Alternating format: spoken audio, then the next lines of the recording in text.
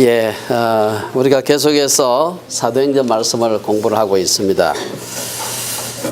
특별히 사도행전 그 10장에는 아주 그 중요한 한 사건이 소개되는데요. 사도 베드로가 고넬료에게 가서 그 집안에게 복음을 전하는 건 유명한 얘기입니다. 그래서 제가 오늘 10장 전체를 사실은 그냥 한 본문으로 잡아도 될 것 같은데 중간에 끊기가 굉장히 어려워서 본문을 좀 길게 잡았습니다. 여러분들이 혹시 들어보셨는지 모르겠습니다만은 우리 기독교 역사에서 이렇게 환상을 보는 사람들이 굉장히 많습니다. 지금도 있고 과거에도 있었고. 근데 이제 제일 우리나라에서 유명한 사건 중에 하나가 1992년에 다미선교회라고 하는 데서 1992년 10월 28일 날 휴거한다. 이래가지고 그냥 난리를 친 적이 한 번 있습니다. 근데 이제 불발이 됐죠. 그건 뭐 그 전에 일어났던 우리 교회사에서 무수히 많이 있었던 사건 중에 하나입니다. 그래서 그 사건으로 인해서 다미선교회는 쑥 들어갔습니다. 이제는 뭐 거의 없어진 것 같아요. 근데 1843년, 44년 그때 혹시 윌리엄 밀러라고 하는 사람을 들어보셨는지 모르겠어요. 교회사를 한 번은 가끔 나오는 사람인데 원래는 침례교인이었어요. 그러다가 이 사람이 중요한 주장을 합니다. 다니엘서에 나오는 말씀을 기초로 해가지고 예수님의 재림 날짜를 계산을 했어요. 그러면서 이분이 전국을 다니면서 부흥 집회를 하면서 소위 종말론적 집회를 했죠. 했는데 1843년, 44년 지나도 예수님이 안 오셨어요. 그래가지고 그를 따르던 굉장히 많은 사람들이 있었는데 모두가 다 너무나 이제 확실하게 올 줄로 예수님 올 줄로 믿고 있었는데 안 오시니까 너무나 큰 실망을 해가지고 오늘날 소위 안식교의 이제 기초가 되는 사람인데 온 천재가 다 울음바다로 변했다. Great crying 하는 이거 말도 생겼어요. 그래가지고 그를 따르던 사람들이 예수님이 온다 그랬는데 안 오니까 얼마나 슬펐는지 모릅니다.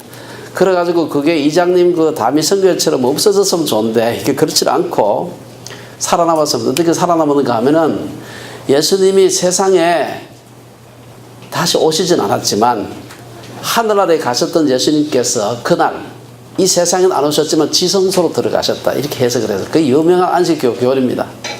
그게 여러분 안식교 1대 교주가 윌리엄 밀러고 2대 교주가 제가 가끔 이름을 언급하는 엘렌 G 화이트라는 사람이 여자입니다. 2대 교주는. 그래서 그것이 불발이 되게 되면은 주장을 했던 사람, 따르던 사람들은 이제 다 흩어지는 건데 안식교가 기가 막힌 성경을 해석을 해가지고 안식교는 아직까지 남아 있습니다. 오늘 우리가 참 예수 믿는 사람이라고 한다면은 우리가 어떻게든 하나님의 뜻을 따라 살고 싶은 마음이 다 있는 겁니다. 어떻게 하면 하나님의 뜻을 확실하게 알고 그분의 뜻대로 살 수 있을까? 하나님께서 자기의 뜻을 드러내는 여러 가지 방법이 있습니다. 하나님께서 자기의 뜻을 드러내는 모든 행위를 우리는 흔히 계시라고 이렇게 부릅니다. 그 계시 중에 하나가 오늘 우리가 보고 있는 환상이라고 하는 것입니다. 계시는 굉장히 다양하고 넓은 의미가 있는데 그 중에 환상도 하나가 들어간다. 그래서 우리가 오늘 이 본문에 대한 내용을 가만히 생각하면서 사람들이 하나님의 뜻을 알고 싶어하는 것은 너무나 당연합니다. 예수 믿는 사람으로서 하나님의 뜻을 확실히 알아야 그렇게 살 수 있지 않겠습니까? 그런데 많은 경우에 계시에 대한 사람들의 생각은 말은 하지 않지만 남들이 모르는 신비한 하나님의 뜻을 내가 먼저 알아서 사람들로 하여금 그 사실을 전해줌으로써 자기가 어떤 권위를 갖는다든지 혹은 자기가 영적인 파워를 갖는다고 생각하는 경우가 많습니다. 이런 사람들 중에서 사실 여러 가지 이단들이 생겨나게 되고 이단의 괴수들이 생겨나는데 기본적으로 모든 계시의 근원적인 모티브는 순종입니다. 내가 자랑하고 드러나는 것이 아니라 하나님의 뜻을 알고 난 뒤에 그것을 가지고서 내가 하나님께 순종하는 겁니다. 만일에 우리가 자기의 어떤 욕심을 가지고 탐욕을 가지고 하나님 뜻을 구하려고 하게 되면은 하나님께서 주시지도 않은 계시를 받을 수가 있습니다. 자기 스스로 말하는 것이죠. 사실 우리나라에 수많은 이단들이 있는데 제가 이렇게 좀 찾아보니까요, 우리나라에 자칭 재림주 예수라는 사람이 40명 정도 되고요. 자칭 신이라고 하는 자들도 한 20명 정도 된다 그래요. 아마 이건 꽤 그래도 가끔 매스컴에 나는 사람이지 매스컴에 안 나는 사람까지 합치면 훨씬 더 많을 겁니다. 이런 사람들이 다 잘못된 계시, 자기는 뭐 계시를 받았다, 이렇게 잘못된 계시를 받고 이렇게 많은 사람들을 미혹하는 것을 볼 수가 있습니다. 여러분이 잘 아는 문선명이나 정명석이나 안상홍이, 장길자, 이만희, 최근에 최태민까지 수많은 사람들이 하나님으로부터 직통계시를 받는다고 하면서 그것을 다른 사람을 컨트롤하는 권위로 사용을 하는 것입니다. 오늘 본문은 고넬료와 베드로가 본 환상을 통해서 이방인이 하나님의 교회, 그때까지는 유대인들만 교회에 있었는데 유대인들로만 이루어진 이 교회에 이방인들이 어떻게 들어오는가 하는 아주 중요한 사건을 소개하고 있습니다.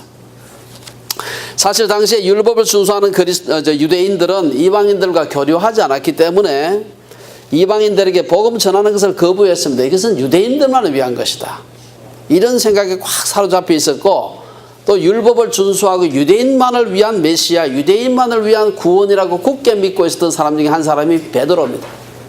베드로도 그렇게 믿고 있었기 때문에 전혀 이방인들에게 전도할 생각이 없었습니다. 그래서 이방인의 집에 가서 율법에서 금하는 부정한 음식을 먹고 이방인들과 교제하는 것은 율법을 범하는 것이라 생각해서 아주 그걸 싫어했습니다. 그런데 오늘 본문에 보면은 이 베드로가 고넬료라고 하는 사람, 이탈리아 사람, 로마 사람입니다. 그 사람 집에 가서 함께 식사도 하고 그곳에서 복음을 전하고 그들과 교제하는 걸 볼 수가 있습니다. 오늘 이 말씀을 통해서 우리가 하나님께서 어떤 자들에게 자기의 계시, 자기의 뜻을 드러내시는가 하는 것을 함께 몇 가지로 나누어서 좀 생각해 보았으면 생각을 합니다. 첫째는 우리가 생각해 볼 수 있는 것은 구제와 기도에 힘쓰는 자들에게 하나님께서는 자기의 뜻을 드러내시기를 기뻐하신다 하는 것입니다. 오늘 1절에 보면은 가이사랴에 고넬료라 하는 사람이 있으니 이달리아 부대라 하는 군대의 백부장이라 이렇게 얘기하고 있습니다. 혹시 한번 지도를 한번 보시겠습니다. 여러분들이 아마 이 지도 한 개 보시면서 지금 우리가 어디에서 무슨 얘기를 하고 있나 하는 걸 보실 필요가 있습니다. 일단 여기에 보면은 욥바가 있죠. 욥바가 여기에 무두쟁이, 가죽공, 시몬의 집이 있고 바닷가에 있죠. 여기 좀 지중해야 합니다. 여기 룻다가 있고 여기 우리 지난 시간에 공부했던 다비다가 여기서 죽었다가 도로가라고도 부르는 다비다가 여기에서 죽었는데 살려줬어요. 여기서 별로 멀지 않은데 욥바가 여기에 오늘 우리가 얘기하는 베드로가 시몬이라고 하는 무두쟁이 집에 머물고 있었고, 가이사랴가 여기 있습니다. 아마 한 60-70km 떨어져 있는 거리인데 여기에서 가이사랴가 당시에 로마 총독이 팔레스타인을 지배할 때 이 예루살렘에 본부를 두지 않았어요. 예루살렘에 두지 않고 가이사랴에 두어서 두 가지 이유인데, 하나는 이 예루살렘은 유대인들이 오랫동안 종교적인 중심지로 생각했기 때문에 이 예루살렘에 이방인들이 들어왔다 이렇게 하면 그 자체가 유대인들을 자극할 위험성이 있어가지고 바닷가에 두었고, 또 하나는 이 바닷가가 돼가지고 로마하고 배로 주로 왔다 갔다 하기 때문에 교통이 여기가 좋았기 때문에 여기 있었습니다. 그래서 우리가 잘 아는 그 빌라도라든지 혹은 벨릭스라든지 베소도 같은 총독들이 다 여기서 근무하다가 무슨 일이 있을 때만 예루살렘에 왔다가 다시 원래 오피스는 여기 있었습니다. 가이사라는 사실은 여러분께서 그 베드로가 신앙 고백을 했던 가이사라 빌립보하고는 전혀 다릅니다. 여기 보면 가이사라 빌립보는 여기 있어요. 요거는 헬몬산 그 남쪽 기슭에 있는 도시입니다. 그래서 가이사라 빌립보하고 가이사랴 이건 전혀 다른 도시다. 말할 필요도 없이 가이사라는 시즈라는 이름을 따서 시즈 아우구스투스의 이름을 기려서 만든 도시고요. 욥바가 여기 있고 룻다가 여기 있습니다. 이 정도 아시고 이제 우리가 여기에서 있는데 가이사랴에서 고넬료가 환상을 보고 사람들을 보내어 가지고 베드로를 초청해서 베드로가 따라가서 이렇게 가게 돼요. 여기에 걸어가면 약 한 이틀 정도, 한 70km 되기 때문에 이틀은 꼬박 걸어야 됩니다. 하루 만에 가기 좀 힘들고요. 그래서 여기서 여기 와서 욥바에 있는 베드로를 모시고 가가지고 여기에 고넬료의 집에서 고넬료와 그의 가족 그리고 그의 친척들에게 복음을 전했다는 정도를 여러분들이 아시고 얘기를 듣는 게 좋을 것 같습니다. 사실 가이사랴가 팔레스타인을 다스리는 로마의 행정 도시였기 때문에 당연히 백부장이었던 로마의 군대 일종의 장교죠. 이 장교였던 고넬료가 가이사랴에 머무는 것은 당연한 것입니다. 그는 비록 점령국 로마 제국의 군인이었지만 2절을 보면은 경건하여 온 집안과 더불어 하나님을 경외하며 백성을 많이 구제하고 하나님께 항상 기도하는 사람이었다. 우리나라 옛날에 그 일제시대 때 고등계 형사, 한국 사람이지만 얼마나 미워했습니까? 그 일본 사람들 굉장히 미워했습니다. 근데 이 점령군인데도 불구하고 들어와서 유대인들 자기의 그 피정복지 사람들을 굉장히 많이 도와주고 해서 고넬료는 아주 절대적인 존경을 받고 사랑을 받았던 사람입니다. 실제로 그는 유대인들과 동일한 기도 시간에 함께 기도했습니다. 3절에 보면 제9시간 유대인들은 아침 6시부터 하루를 시작하기 때문에 6시부터 카운트하기 때문에 제9시 같은 오후 3시입니다. 오후 3시에 일어나서 유대인들과 더불어 함께 기도하는 것을 볼 수가 있습니다. 이 사도행전을 기록했던 누가는 고넬료를 가리켜서 말하기를 경건한 사람이었다 얘기를 하면서 경건의 중요한 두 가지 요소를 뒤에 얘기를 합니다. 첫째는 그는 열심히 기도하는 사람이었고 둘째는 그는 많은 사람을 구제했다. 이 기도와 구제는 우리 신앙의 큰 틀을 얘기해 주고 있습니다. 기도라고 하는 것은 우리가 하나님께 기도하는 거거든요. 기도는 하나님께 기도하는 겁니다. 그러나 구제는 우리 이웃들에게 구제하는 겁니다. 그래서 우리 신앙의 이 종축과 이 횡축을 균형을 잡힌 이런 모습을 가리켜서 성경은 경건하다 이렇게 얘기를 합니다. 많은 사람이 새벽기도 열심히 다니고 기도 열심히 하는 사람만 경건하다고 하는데 그게 아니고 기도도 열심히 해야 되지만 사람들과 옆으로 수평적인 관계 이 관계가 굉장히 중요합니다.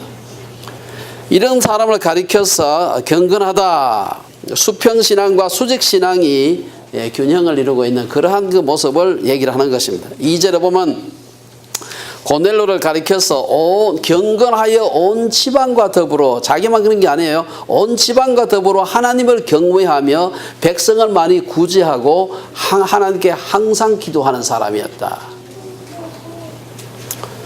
또한 31절에도 보면은 하나님이 고넬료에게 내 기도를 들으시고 내 구제를 기억하셨다 이런 말도 나옵니다.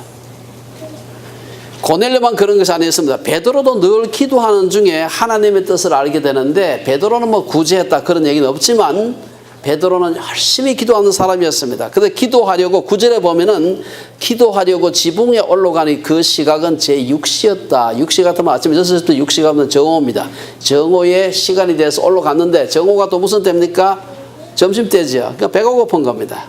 그래가지고 아마 지붕 위, 우리 이런 지붕이 아닌가 아시죠? 그 이스라엘 유대인들의 지붕은 이 성냥갑처럼 이렇게 네모본드 돼가지고 위에 사람이 올라갈 수 있도록 되어 있습니다. 올라가니까 밑에는 점심때가 돼가지고 열심히 점심 준비하니까 무슨 냄새가 나겠어요? 음식 냄새 나겠죠. 뭐 배가 굉장히 고픈 겁니다. 이런 상태에서 먹는 것에 대한 환상, 계시를 받게 되는 걸 볼 수가 있습니다. 이 누가는 고넬료와 베드로가 구체적으로 어떤 내용을 기록하고 있는지는 기록하고 있습니다. 있지 않지만 하나님의 뜻이 무엇인지 알게 해달라고 하나님 뜻을 알게 해달라고 그렇게 아마 기도했을 겁니다. 우리는 많은 경우에 내 필요한 걸 구하는 것이 기도라 생각하는 그게 아니라 하나님 뜻이 무엇인지 알려주십시오. 기도를 했을 겁니다. 이런 사람들에게 하나님께서는 계시를 주셨다. 환상을 주셨습니다. 참 굉장히 참 성경에 보기 드문 일인데 참 이 놀라운 환상을 주셨습니다. 두 번째 우리가 첫째는 하나님께서 경건한 자들에게 기도와 구제를 힘쓰는 자들에게 자기의 뜻을 계시를 드러내신다. 두 번째는 하나님 그 계시를 드러내실 때 양쪽 모두에게 드러내신다 하는 것입니다. 5절에서 23절까지 보면은 이 고넬료와 베드로의 계시가 서로가 요즘 말로 하면 싱크로나이즈가 되는 걸 볼 수가 있어요. 동조가 돼요. 하나님의 계시를 분별하는 두 번째 방법은 관계된 양쪽에 다 계시를 주시는 것입니다. 하나님은 먼저 고넬료에게 나타나셔서 5절에 보면은 지금 사람들을 요바에 보내어 베드로라 하는 시몬을 청하라 하시면서 말만 그렇게 한 게 아니고 이어가지고 베드로가 어디에 머물고 있는지 모르잖아요. 요즘처럼 뭐 이렇게 금방 구글 맵 가지고 알 수가 없는 때입니다. 그래서 그 바닷가에 가면은 시몬 피장이라는 사람이 있는데 그 가죽쟁이가 있는데 이 사람 집에 지금 시몬이라는 베드로가 머물고 있으니까 거기 가서 그를 모셔라 그렇게 합니다. 이에 고넬료는 곧바로 집안 하인 둘과 군인이었으니까 자기 부하 가운데 경건한 사람을 붙여가지고 이제 그 자세히 자기가 본 계시를 이루고 욥바로 보냈습니다. 이러한 계시는 고넬료에만 국한되지 않았습니다. 그들이 이튿날 그들이 길을 가다가 그 성에 욥바 성에 가까이 갔을 때에 7절에서 이하에 보면은 베드로도 계시를 받는 걸 볼 수가 있습니다. 사실 베드로가 이방인인 고넬료의 집에 거리낌 없이 갈 수 있도록 하나님께서 미리 환상 중에 이방인의 집에 가도 된다 라고 하는 것을 환상을 통해서 그에게 보여주고 있는 것입니다. 여기 보면은 하나님께서 환상 중에 하늘문을 열고 가끔 우리 성경에 나오는 표현입니다. 하늘문을 열고 각종 네 발 가진 짐승과 기는 것과 공중에 나는 것들이 들어있는 큰 보자기를 이 네 귀퉁이가 있는 보자기를 보여주시고 그 안에 그런 그 각종 짐승들이 각종 우글우글 하는 것을 하늘에서부터 쭉 내려와서 보여주셨습니다. 그러면서 보여주는 것만 해도 좀 징그러운데 하나님께서는 베드로에게 말씀하시기를 그 안에 있는 것을 먹으라요. 11절부터 13절에 보면 먹으라. 베드로가 하나님께 주여 그럴 수 없나이다. 속되고 깨끗지 아니한 것을 내가 결코 먹지 아니하였나이다. 14절에서 그렇게 얘기하니까 하나님께서 내가 깨끗하게 하신 것을 내가 속되게 하지 말라. 하나님께서 베드로에게 가르쳐 주시는 것입니다. 이게 한 번이 아니고 3번이 반복되는 것입니다. 그러면서 그 환상이 하늘로 올라갔습니다. 그 환상이 올라간 직후에 이게 도대체 무슨 뜻일까? 내가 이게 꿈꾼 것도 아닌데 이게 뭔가 틀림없이 하나님께서 뜻이 있는데 싶은데 바깥에서 누군가 창 문을 두드리는 거예요. 욥바에서 가이사랴에서 보내온 고넬료의 그 하인들이 와가지고 문을 두드리는 것입니다. 이 환상으로 인해서 그리고 그 바로 직후에 그를 찾아온 사람들로 인해 가지고 이 베드로가 그 20절에 보면은 일어나 내려가 의심하지 말고 함께 가라 하나님께서 말씀하셔서 가게 된 것입니다. 우리가 여기서 중요한 한 가지 것은 하나님은 쌍방이 관여된 일에 있어 가지고는 한 사람에게만 계시하지 않으신다 하는 사실입니다. 하나님은 고넬료에게 말씀하시는 동시에 베드로에게도 말씀하셨어요. 만약 고넬료에게만 얘기하고 베드로에게 아무 얘기 안 했다고 그러면 베드로가 갈 리가 없는 것입니다. 그 이방인의 집에 가는 건 전혀 율법에 나는 일이고 또 가서 뭐 그들과 더불어서 밥 먹고 교제하고 하는 것은 유대인들로서는 굉장히 그럴 수 없는 것이죠. 그래서 만일에 우리가 하나님이 내게 당신으로 하여금 이러한 일을 하라고 하셨다. 가끔 아주 영빨 있는 분들께 그 얘기 자주 하는 분들이 있습니다. 굉장히 조심을 해야 됩니다. 내게도 관계된 일이라면 하나님께서 내게도 어떤 형태로든지 보여주셔야 되는 것입니다. 특별히 어떤 큰 헌금을 하라고 하거나 큰 헌신을 요구할 때 아무리 담임 목사를 할지라도 확인이 필요해요. 그게 뭐 담임 목사 혼자 같으면 자기 혼자 하면 되지만 나하고 관계된 일 같으면은 교회 건축하는데 엄청난 헌금을 내라든지 뭐 이런 것들은요 하나님께서 이 마음을 주셔야 되죠. 예. 제가 며칠 신문에 보니까 가끔 가다 우리나라도 지금 자기 집을 직접 짓는 사람이 있죠. 건물 뭐 지을 수 있잖아요. 건물을 자기 건물 지을 때 제일 나쁜 그런 행동이 뭔가 하면은 이 건축주가 돈 내는 사람이 알아서 좋은 집 지어주세요. 이게 제일 나쁜 거라. 그러면 집 버린다고 다 버리는 거죠. 이걸 철저하게 그 건축에 대해서 아는 사람을 붙여가지고 꼼꼼하게 따져가면서 제대로 자재를 썼나 설계는 제대로 됐나 꼼꼼하게 따져가면서 집을 지어야 되지. 자기가 모르고 저 사람은 전문가니까 잘하겠지 해서 알아서 예쁘게 잘 지어주세요. 이렇게 하면 집을 버린다. 계시도 마찬가지입니다. 저분이 뭔가 목사님이고 영빨도 있는 것 같고 하니까 알아서 안 하셨겠나 이렇게 하면 그때부터는 아주 힘들어지는 일이 생길 수가 있습니다. 특히 결혼과 관련해서 하나님의 뜻을 분별하는 것도 그렇습니다. 자기에게는 아무 계시도 없는데 하나님께서 나보고 당신하고 결혼하라 그랬다. 가끔 그런 황당한 일을 당하는 사람이 가끔 있습니다. 제가 옛날에 몇 번 제가 예를 한번 든 적이 있습니다. 아주 제 친구 중에 하나 그런 친구가 있어가지고 아주 힘든 적이 있었습니다. 아니 결혼을 하는 것은 혼자 결혼하면 괜찮은데 둘이가 결혼하잖아요. 그럼 하나님께서 그 마음을 주셨으면 이쪽 주셨으면 이쪽도 어떤 형태로든 그 마음을 주셔야 결혼이 되는 거지. 와가지고 그렇게 하면 그거는 스토킹이지. 그건 더 이상 그 프로포즈가 아니다. 뿐만 아니라 그런 데 속는 사람도 많이 있습니다. 우리 참 밴쿠버에도 보면은 여기서 막 그 여자 문제 때문에 한국으로 이제 간 목사님 한 분 계신 나중에 한국 가서도 똑같이 그 나쁜 일을 하더라고요. 제가 참 놀라서 신문에 나서 제가 알게 되었습니다. 근데 거기 속는 사람이 있어요. 하나님께서 당신을 뭐 내 아내로 데리고 자기도 아내가 있고 사모가 있는데 멀쩡하게 바람을 피우고요. 그리고 뭐 아브라함도 처벌두지 않았나 이런 말도 안 되는 얘기를 갖다 대는데 여기에 속는 사람이 있더라는 거예요. 제가 참 기가 막혀가지고 어째 그런 데 속느냐. 속는 사람 더 나쁘지만 속는 사람도 조금 책임이 좀 있다. 어떤 사람은 자기는 영빨이 약해서 하나님은 자기에게 말씀하지 않으시고 더 영역 있는 사람을 통해서 말씀하신다 생각하지만 뭐 그럴 수도 있습니다. 그걸 뭐 완전 배제할 수는 없지만 그러나 어느 부모라도 자기 자식에게 특별한 일이 아니면은 직접 얘기하고 싶어 하시지 빙빙 돌려가지고 몇 사람 걸쳐서 얘기하고 싶어 하지 않으신다는 걸 알아야 됩니다. 하나님은 기본적으로 우리에게 직접 말씀하시기를 기뻐하신다. 자신의 욕심과 야망을 내려놓고 하나님 뜻에 순종하려는 마음이 있을 때 계시는 분별할 수 있습니다. 이게 내 욕심인가? 요한복음 7장에 보면 사람이 하나님의 뜻을 행하려 하면 이 교훈이 하나님께로부터 왔는지 내가 스스로 말함인지 알리라. 행하려 하면 다시 말해서 순종하는 마음이 있으면 어느 쪽으로 인도하든지 순종하겠습니다 하는 마음을 가지고 있으면 하나님께서 자기의 뜻을 드러내리라 하는 것입니다.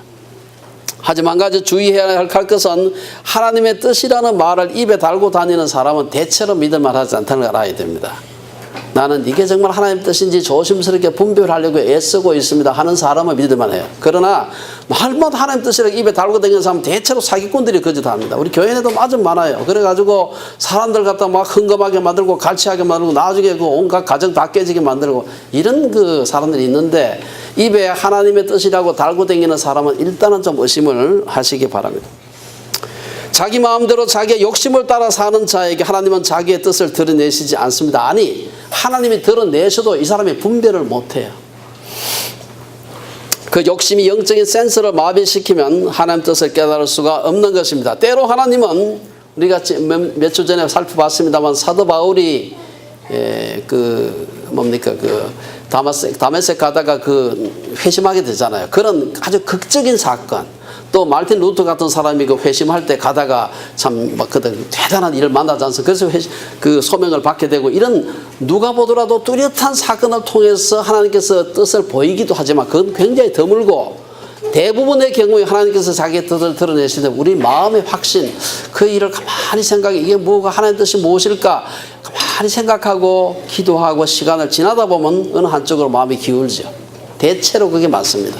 때로는 주변에 정말 여러 가지 경험도 많고 경건한 분이 있으면 조언을 구할 수도 있죠. 그분을 통해서 하나님 말씀하실 수 있습니다.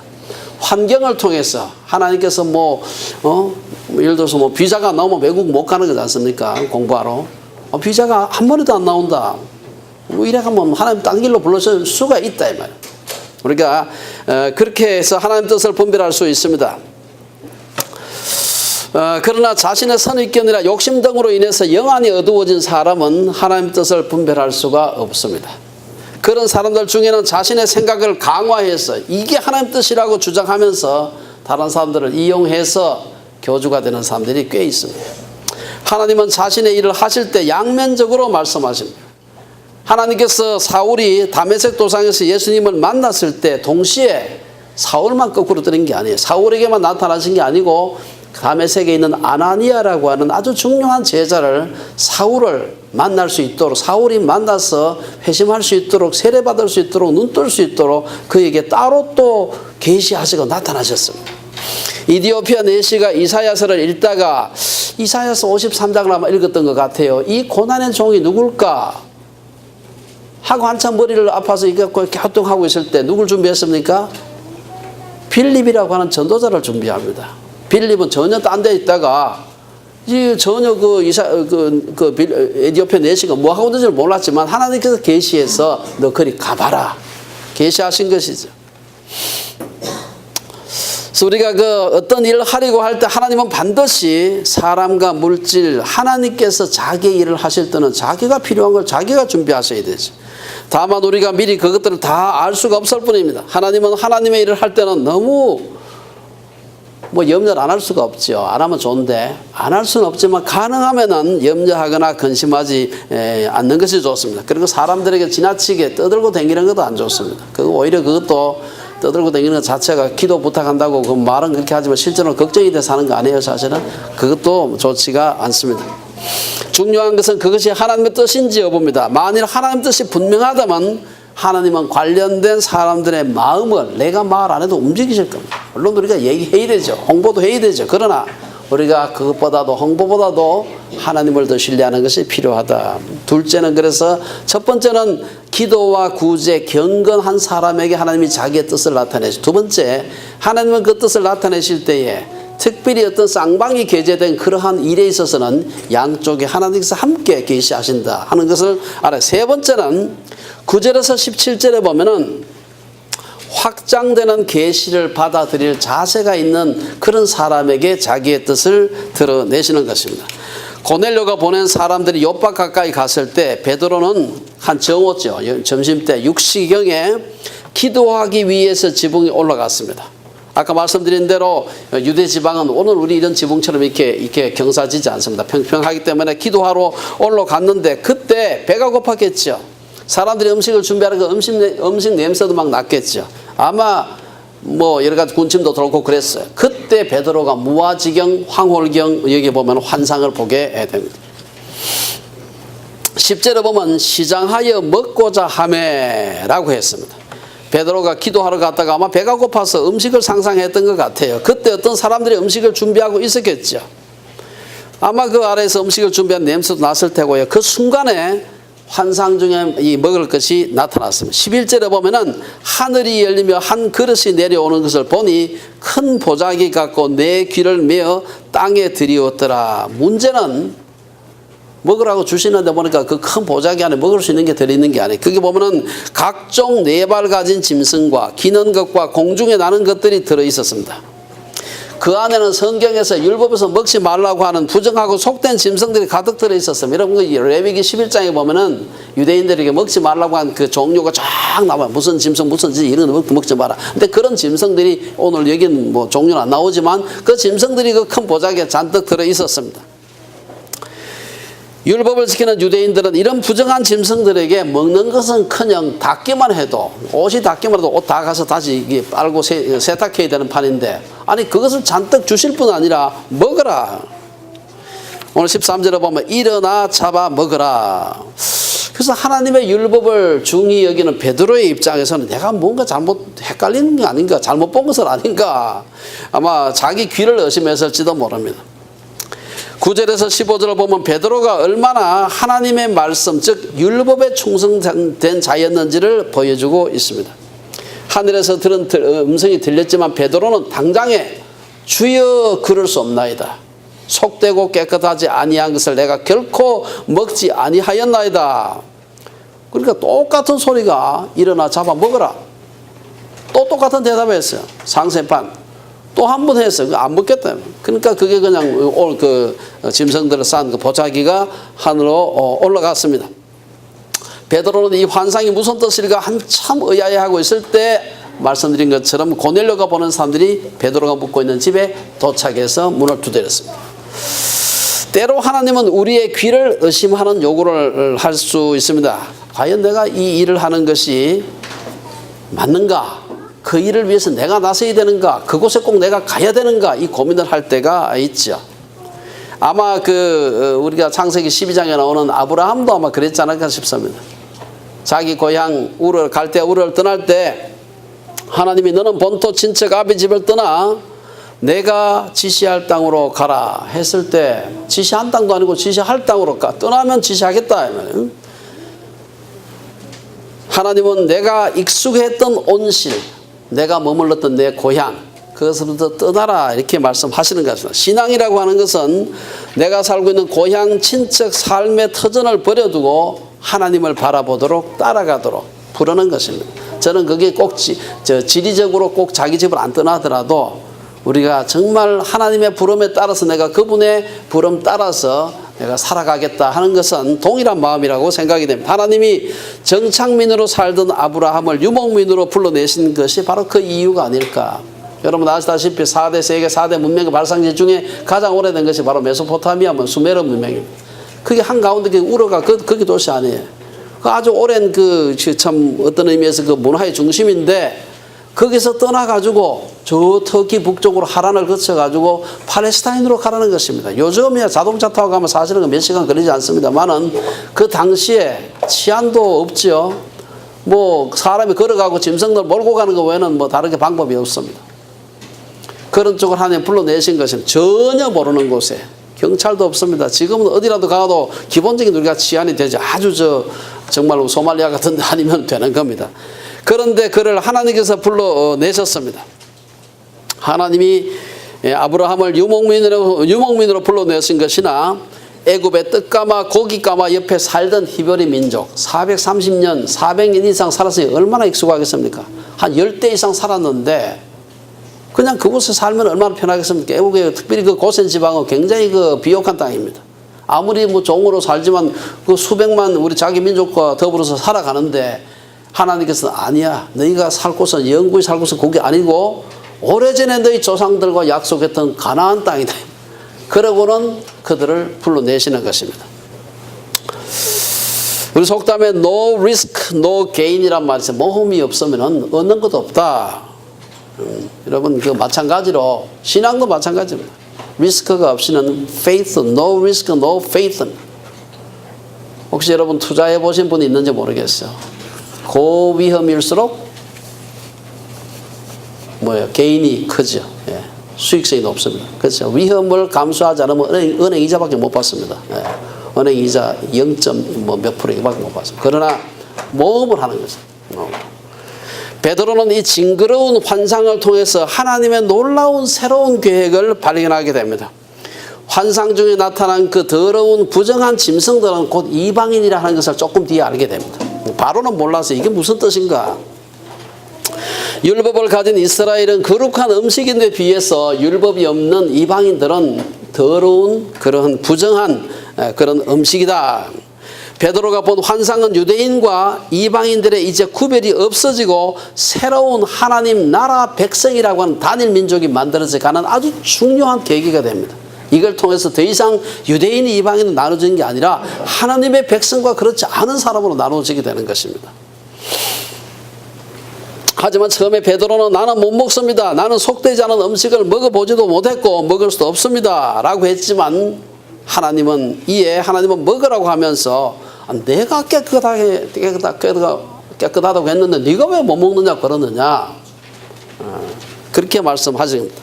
한 번도 아니고 3번에 걸쳐서 반복해서 하나님은 베드로에게 책망하듯이 말씀하셨습니다.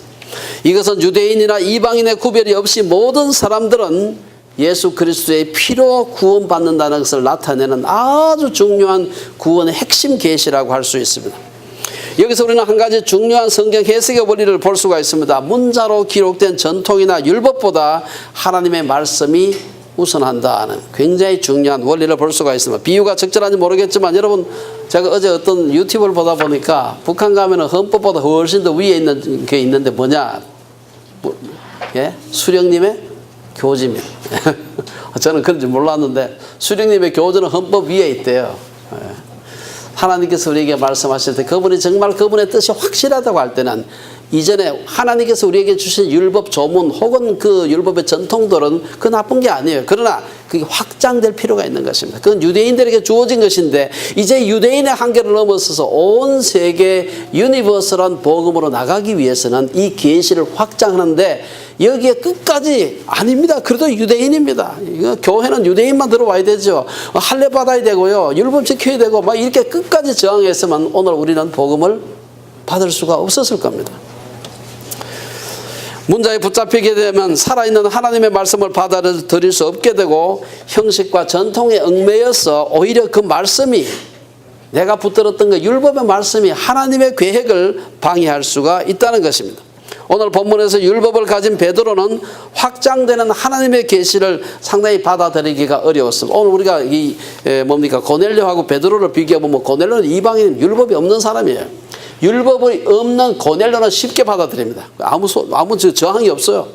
그래, 저 옆바에 가서 베드로라는 시몬을 불러와라 하니까 그냥 제깍 일어나서 자기가 간 건 아니지만 종을 보내서 바로 순종했는데, 베드로는 따라가는데 한참 뜸을 들입니다.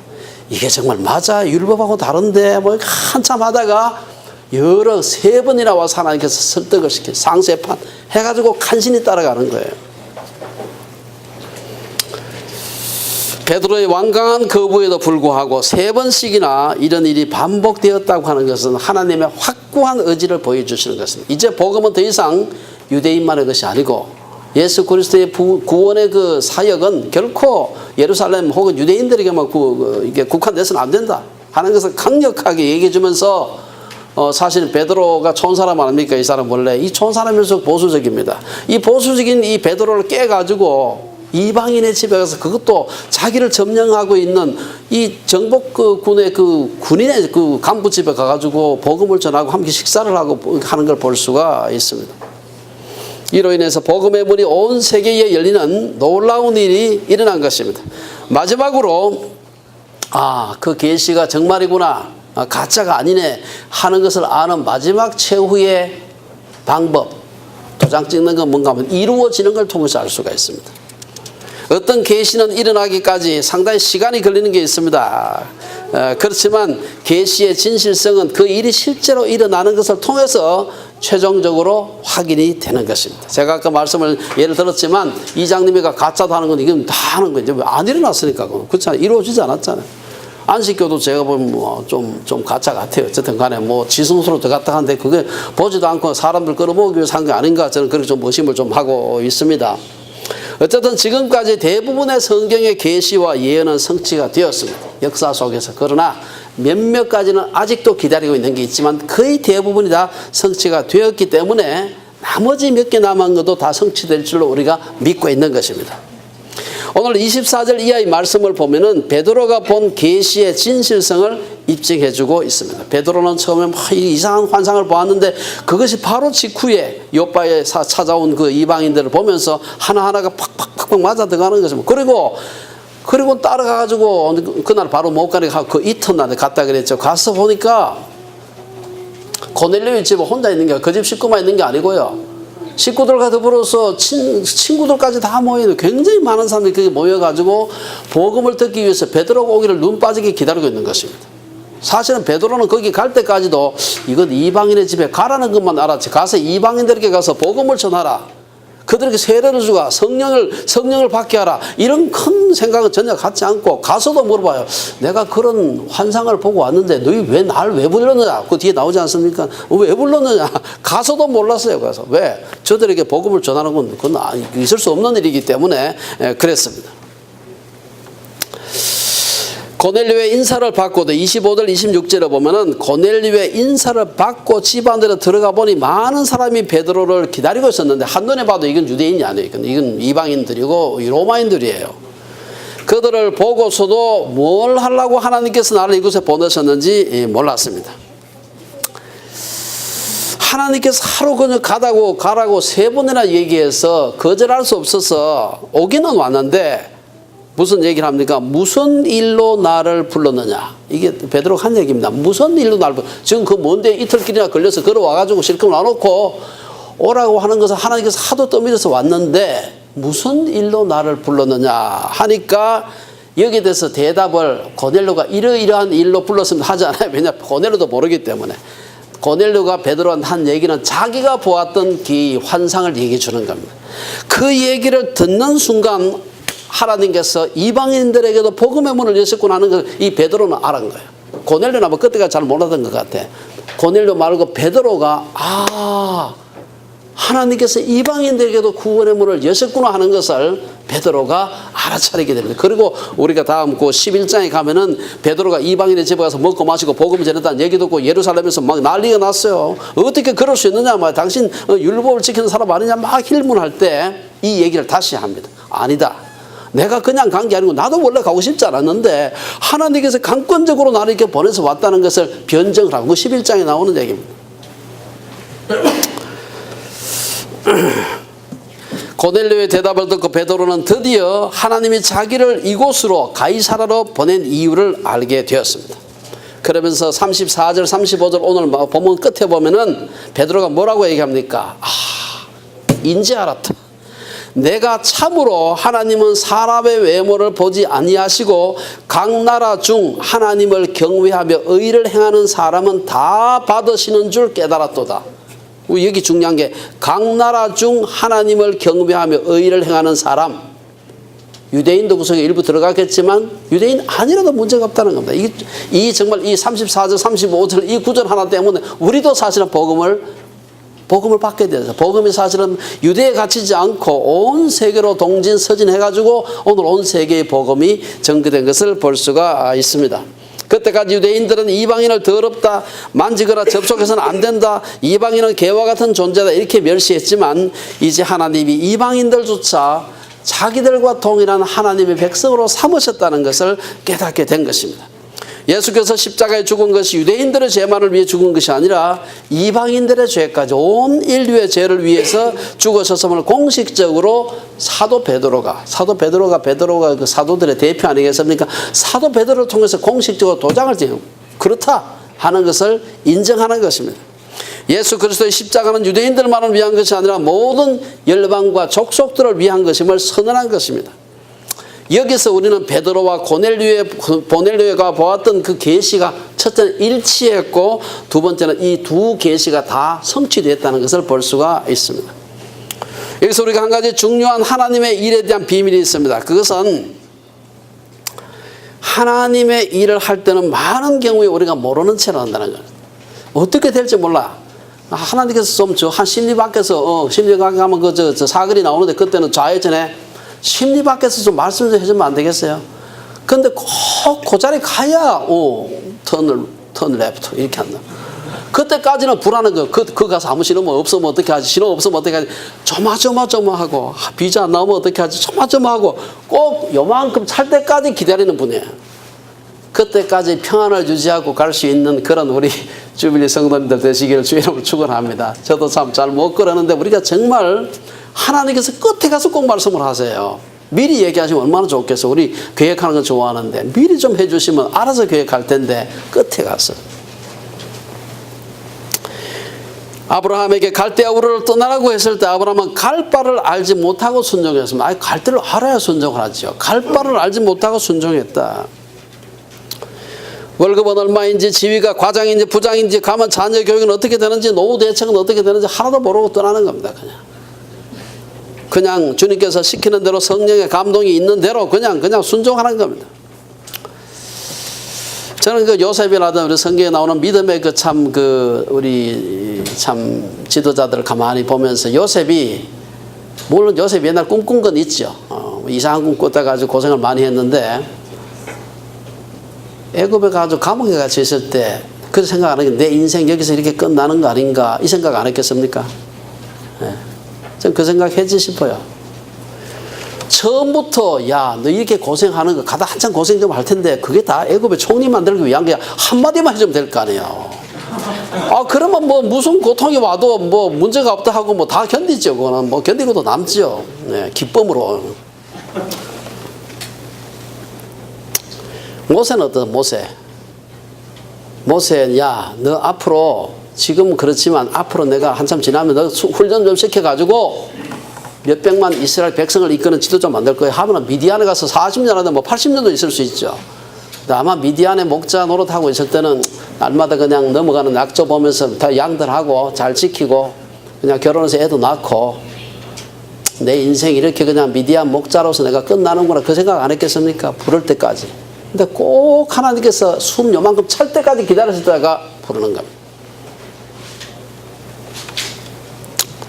하나님이 교차로에 가기 전 심리 바깥에서 길 좀 가르쳐주면 안 되나 하는 저는 요새는 그 생각합니다. 어쨌든 저도 길지 않은 제 인생을 돌아보면서 이런저런 생각을 해보면 이제 조금 지나온 걸음이 제가 좀 있잖아요. 나이가 좀 들면서 보니까 제가 음악을 좋아하고 또 제가 기계 만드는 거 좋아합니다. 그런데 풍운의 세월을 사셨던 저희 아버지께서 야, 직장을 잡을 수 있는데 가야 되지. 음악해서 먹고 살 수 있겠어? 안 돼. 그것만 나는 도저히 등록금을 대줄 수가 없어. 못 갔죠, 그러니까.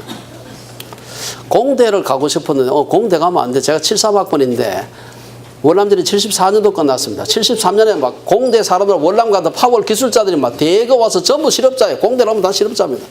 그때 공대를 가려고 해. 그럼 실업학교 가는 거면 실업자 학교. 안 돼. 제일 확실한 데가 뭐냐. 국가에서 의무 발령해주는 국립대 사범대학 가는 게 제일 낫다. 그래서 간 겁니다. 방법이 없어. 그 중에 제일 좋은 데가 뭐냐면 물리를 좋아하니까 물리과에 가라. 그래서 간 겁니다.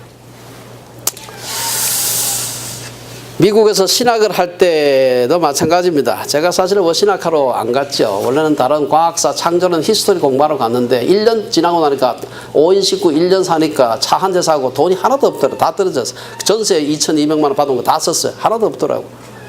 그래서 집에 가야 되나, 좀 물리학과에 가서 조교 좀 시켜달라고 지금 뭐 부탁을 해야 되나 고민하고 있는데 위턴 대학에서 장학금 있으니까 한번 저 어플라이 해보라. 그래가지고 했습니다. 그래서 제가 그 신학교 가서 공부를 한 이유가 첫째는 돈이 다 떨어져서 없어가지고 장학금 생활비까지 대준다니까 할렐루야 하고 이제 내서 갔죠.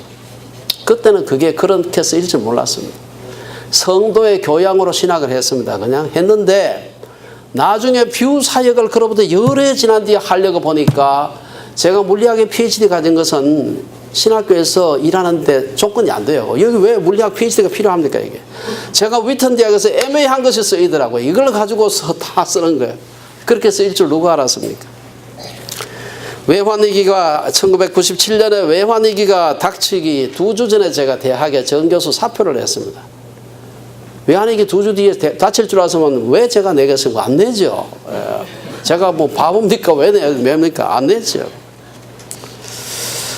딱 사표 내고 난 뒤에 정부에서 원에 의해 그 직을 면함 대통령 김영삼 딱 그 사직 저걸 받고 딱 나니까 IMF가 탁 터졌어요. 하루에 막 달러가 100원씩 뛰는데 방법이 없어요.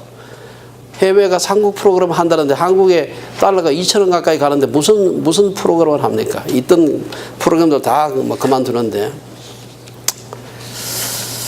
저는 하나님께서 그 일도 사용하신 거 아세요? 제가 그때 그 일을, 이 뷰를 만들기 위해서 한 전국을 다니면서 혼자 한 건 아니고 여러 사람 같이 3억 정도 돈을 모금을 했는데 IMF 기간 동안 이자가 얼마였는지 아세요? 25%였습니다. 25%나 많은 이자가 몇 년을 붙어줘가지고 뷰가 사실은 그거 그냥 갖다 놓고 그냥 뺏어가지고 이 처음에 돈이 엄청나게 들어가는데 그거 썼으면은 제 생각에는 한 4, 5년, 5년 정도 견뎠을까?